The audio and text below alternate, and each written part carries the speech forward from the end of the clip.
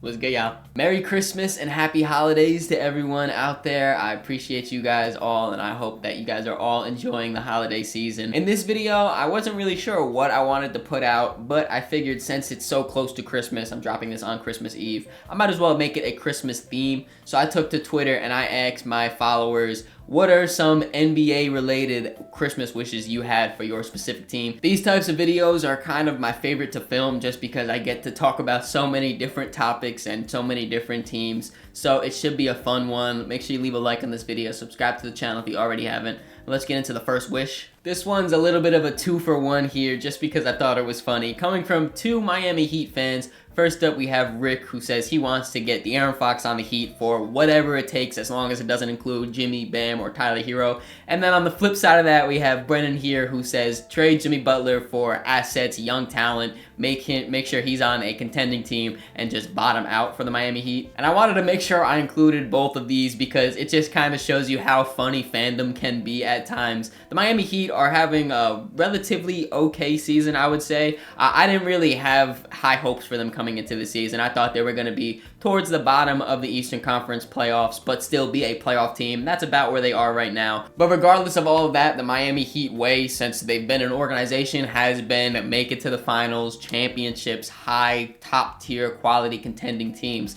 And right now, when you look at the Miami Heat, that's just not what it is. So that kind of leads fans to go down one of two paths here. First, we'll go down the Rick path, where he wants to bring in guys, a guy like De'Aaron Fox specifically, what he mentioned, to kind of just keep building this roster up and try to be a contending team. That he doesn't want to blow it up. He still has faith in Jimmy and Bam, Tyler Herro. And if you look at it on paper, it kind of makes sense because Jimmy Butler has been one of the best playoff risers in the league for the last few seasons now. As soon as he makes it, as long as he's healthy, he will give you those performances. Tyler Herro is having a career year right now, maybe in all-star considerations as well. And then you still have Bam Adebayo, who has definitely been underwhelming offensively, but still is one of the better defenders in the NBA. So when you look at that core three right there, you would think like, yeah, we should kind of buy into this. It's kind of just the guys they have surrounding those three are very underwhelming. And then also their asset pool, they don't really have a lot. So realistically, if you're looking to get a player of De'Aaron Fox or that caliber,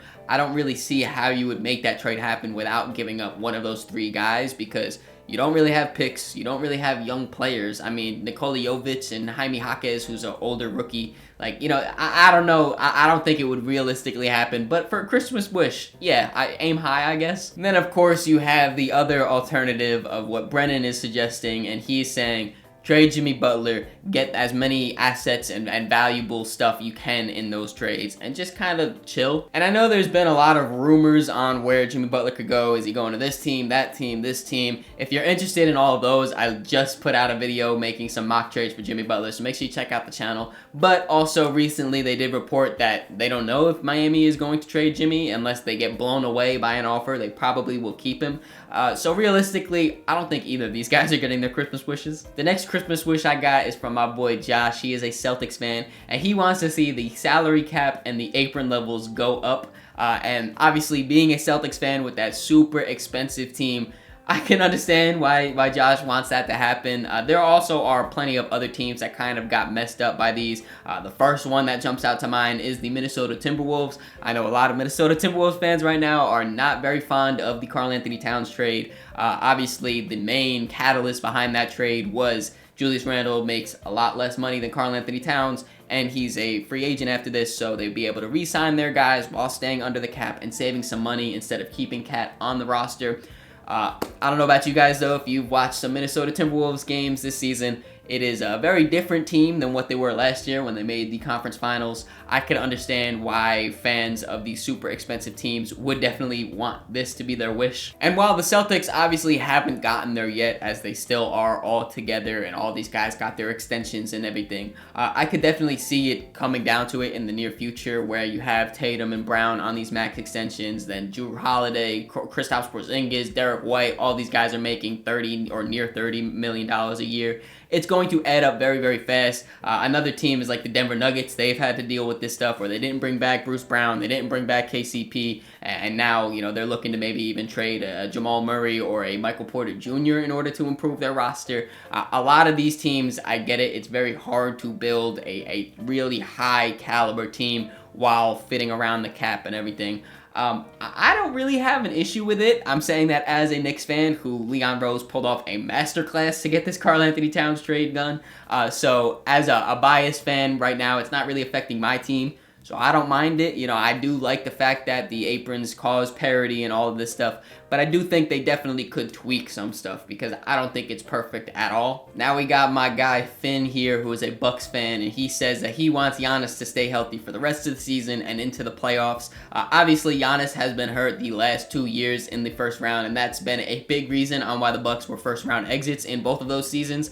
Right now, Giannis has seemed to hit his second prime. I don't know if I could really say that considering he hasn't ever left his first prime, but what I mean by that is he's playing some of the best basketball we have ever seen from Giannis. The two-way play, the playmaking, the slashing, the mid-range game, the rebounding. He is doing it all right now for Milwaukee. They started off really shaky, and now they're looking more like that powerhouse of the Eastern Conference that we all saw them to be coming into the year. So obviously a big part of that does rely on Giannis staying healthy, does rely on Damian Lillard staying healthy. Chris Middleton just came back from injury.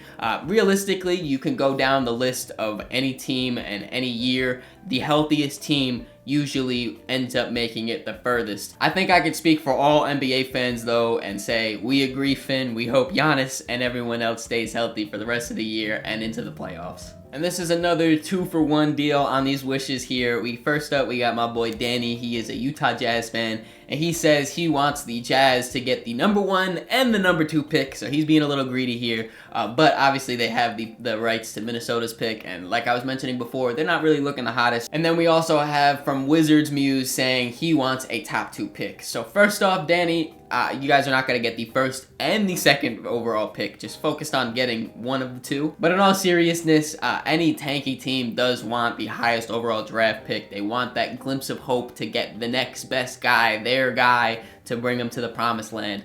Both the Jazz and the Wizards are very early in their rebuilding phase. I don't think either of these guys have their guy just yet. So obviously having the first overall pick, the second overall pick, even any top 5 pick in this year's draft seems like a kind of safe choice. And obviously it would be really, really cool to have Cooper Flagg in Utah and Ace Bailey in Washington. But unfortunately that is out of the control of the teams, the players, all of that stuff. You could be 0-82 and drop to the 5th pick. We've seen the Pistons have really bad luck with that in recent years. So yeah, hopefully these tanking teams that are really, really bad get those high lottery picks so they can start to pull themselves out of the hole. But you never really know. And to end this off, I'm going to give my own Christmas wish for the NBA. And as you guys know, I've said it a few times throughout this video, I am a Knicks fan here, so my Christmas wish is for Mitchell Robinson to be healthy and stay healthy. The Knicks really seem to have been picking it up as the games go by. Each game, they pretty much look better and better and better, and we are having guys return from injury like Precious Achiuwa, who just came back recently, and he's looked very good. Landry Shamet just got re-signed from the G League team because he was rehabbing his shoulder. He should be playing soon. And then obviously Mitchell Robinson is that last key piece. He could really help out on defense, which has been the Knicks' biggest struggle. Obviously, the rebounding, he's been great his whole career. And I'm really interested to see how much we see him and Karl-Anthony Towns play together. I don't know if we will at all. I do know that we've seen some lineups of Precious and Cat together. I do think that's more Cat staying at center and Precious being a power forward, but you never really know. I am pretty interested in it. At the bare minimum, though, Mitch will come off the bench, give us energy on the reboundings, you know, protect the paint, all that stuff. I'm really excited for Mitch to come back. Get well soon, Mitch, and hopefully you can stay healthy for a full playoff run this time as well. What about you guys, though? Let me know in the comments below what your NBA Christmas wish is. I hope you guys have a great holiday. Hope you enjoyed this video. If you did, make sure you leave it a like. Subscribe so you don't miss the next one. In the description, there's links to all my social medias, so make sure you follow me on all those to keep up to date with me. Catch y'all.